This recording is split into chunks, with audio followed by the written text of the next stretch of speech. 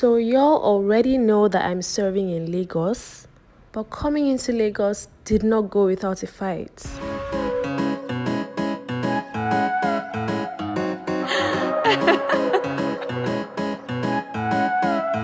E-tunes on the beat.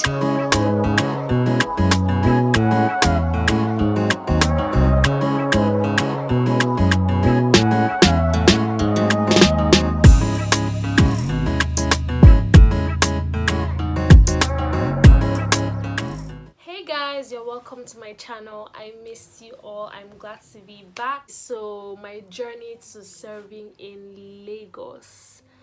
Oof, oh my god. Okay, first of all, I have always been fascinated by the city. You grow up watching movies, most of them being filmed in Lagos State. You grow up listening to musicians in Nigeria. You have like your favorite artists and you realize that they're all in Lagos State. You see beaches, you see pictures of like the lake, you see like big buildings in Lagos and like, oh my, I must go to this place. You listen to songs about artists having to move from maybe Benin to Lagos, how Dare at Alade, like I listened to this song, and I'm already gone soldier. So he was leaving home, told my daddy I'm leaving home, going out to the city tomorrow. So in my mind, Darius Alade did not mention the song, or I mean the states he was moving to, but in my mind, Darius is leaving from somewhere, he's going to Lagos. Timmy Dakolo did the same thing with I packed my bags, I'm leaving town. I'm on a one-way ticket, I ain't coming back. Goodbye friends, goodbye folks, whatever. I'm gonna find life in the city or something like that. And in my mind, he didn't mention that he was going to Lagos. It meant like that's where he's going to. Then Uncle Suru, I'm off to Surulere. No one says I'm off to Abuja to meet, like, do you get, like, it's just one song so far that I've heard someone mention let's go to Abuja, and that's Nonso Amadi's No Time, Follow Me to Abuja. First time ever, and when I heard that I was like, oh my god. But every other time it is, Surulere, it's just Lagos, Lekki, like just Lagos. I'm like, I must go to this place. But for my service here, I was like, Lagos or I die. I had my plan A, my plan B, my plan C. I was like, now I am going to serve in this place. I had several reasons. One was that for legal practice, and for one of the areas I'm interested in, that's intellectual property. Lagos is a place. Do you get? For legal practice, there were a lot more opportunities in Lagos than they were in Abuja. Do you get? So I was like, nah, like I just need to go to Lagos. I need to garner this experience. I also needed a year away because it's funny. I went to a boarding school. I also schooled in Osun State, but I just needed a year away, living by myself, even though I'm not living by myself, but I just needed that year away. And finally, a reason that I never told my parents anyway, I never told maybe some people, like one subtle, like it was a subtly like high-key reason why I wanted to come to Lagos was because there was a guy in Lagos that I was interested in. Someone is about to enter at this crucial point. Okay. Yes, I was close to this guy and he was serving in Lagos. And I was like, you know what? It would be nice if we're in the same place. But the funny thing was, like, at the end of the day, it still ended in tears.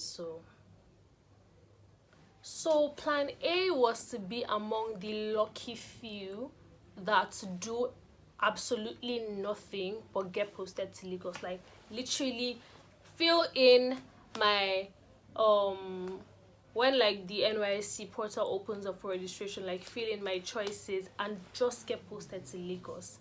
Plan B was to apply to law firms in Lagos, get appointed as an NYC associate, and then that way my parents will see reason for me to come to Lagos and they will work it for me. Plan C is that if all else fails, I am going to redeploy to Lagos. So now here is how plan A worked out. The day the portal opened, I went there. Guess what? In fact, I went there like maybe just 1 hour after the portal opened, and Lagos was already gone. It was just Ogun State. I cried. I cried that day because like, and the funny thing was that I was in Lagos then writing like exams and interviews for like to get into law firms, so my NYSC. So fam, I was devastated when I saw that Lagos was gone, because I'm like, plan A has automatically been written off. So the next thing was plan B, apply to law firms. If I get one, my parents will, help me work it out. But now the thing is that most firms were not recruiting until late into the year, and NYSC was going to start in November, and firms were recruiting like November and October. So I needed to act fast. So even though I ended up getting a firm in Lagos, it was still it was my appointment into the firm was subject to my redeployment. Do you get what I mean? So at the end of the day, registration at NYC portal, I got Ogun State, which was close to Lagos. Some people were like telling me that, oh, it's close by, your local government can be in Lagos, in Ogun State, because there's some people that serve in Ogun State but they live in Lagos. So my experience was going to be that, oh, I'll be living in Lagos but I'll be going to Ogun State, and fam, that was not it for me. Like, that was not what I wanted, because I don't know the legal practice that I want to do in Ogun State. No offense to lawyers in Ogun State, I'm just saying that I just had a plan, and my plan was that I wanted to work in a law firm in Lagos State, not just any law firm, like a good law firm. So that option wasn't open for me. So one way or the other, I had to get into Lagos. So now this is the part where I was trying to use different plugs.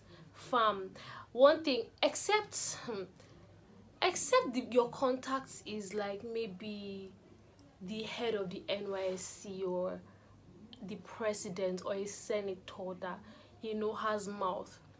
I feel like if you want to I feel like you should use multiple plugs for NYSC, because for the normal posting, I use someone who helps my friend get Ogun State, and I was like, okay, let me use this person because the person is in the army, and apparently those people have mouth because they are the admins of the NYSC program. So I used him. I was so confident. I was assured. In fact, I was already calling myself Lagos Copper, fam.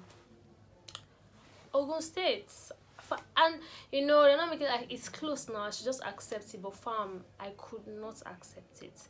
So now the plan is, okay, go to camp. When you go to camp, get close to all those military officers that have mouth, and just try and get long legs in camp, and then they'll come up with the whole redeployment thing. So try and fake a sickness.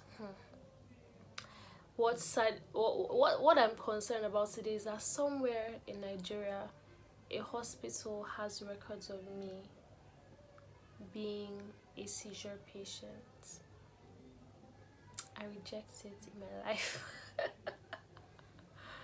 I reject it in my sister's life, because they were asking me if it runs in the family. I said yes, my sister too. So I'm sorry if you're seeing this, but yeah, I reject it. So but the funny thing was that when I showed the officers there those records, immediately they were like, oh yeah, leave. The funny thing was that I ended up spending just 2 days in camp in Ogun State. So I left Lagos for Ogun State for the camp. 2 days after, I was back in Lagos, ready to fly back to Abuja for my call to bar. So the entire stress of coming up with a sickness and whatever was all for naught. It wasn't needed, because I still ended up leaving camp anyway.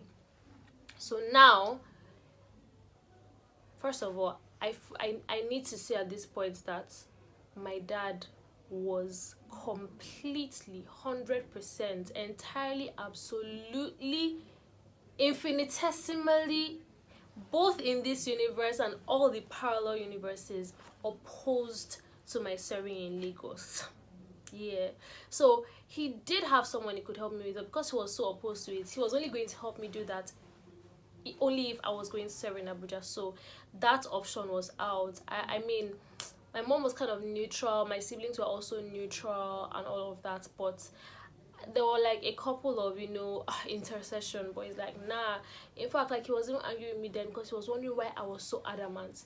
Because he's like, he goes to Lagos a lot and he knows how stressful it is, the traffic situation, the overpopulation, the pollution. And it's like, why do you really want to go to Lagos? So low-key, I feel like in my parents' mind, they felt like I was going to come here and spoil, that I'll just go back with green hair, tattoos everywhere, piercings, nose ring, like everything. And coming from like a conservative-ish home and everything, you know, they're like, in my mind, like, they're going to Lagos. It's like my dad is in Lagos and he's walking on the street and he's seeing people with dreadlocks and it's, you guys, he's like, oh, this girl is going to Lagos, as what she's going to come back as. So lucky, I felt like that was one of their concerns. My dad was like, it was stressful. In my mind, I'm like, is it your stress? If I'm in traffic, I'm not going to be calling you. I'm not going to be calling you and be telling you how frustrating traffic is. I'm not going to exert, I'm not going to, you know, extend my stress to you. So I mean, so it was a struggle. So I knew that, fam, I had to find the plugs myself. So for the redeployment, I ended up still using that person who was my friend's plug, but I wasn't banking on him because he was the person that was telling me to just manage Ogun. So fam, I just couldn't, you know, put my eggs in his basket. Yeah, I put my eggs in 3 baskets, but I put more faith in the basket that I sorted the person and stuff. So eventually the relocation came out and I saw it. You have been relocated to Lagos, and in my mind I'm like, yes, a win. At this point, I had a job offer that was subject to my redeployment to Lagos. So once I sent my relocation letter, like, I got it and I was satisfied. I was happy because yes, my year away in Lagos for the experience and for the man, you know, was signed, sealed and delivered, and no one was going to come and say no, you can't stay there, because I'm going to serve my country and I'm statutorily required to be in Lagos State for my service here. So I mean, yeah, that was it. So that is the story of how I ended up serving in Lagos. So was it eventually a win? We'll find out in the subsequent videos, but this is just me sharing my experiences. So I'll see you in the next one.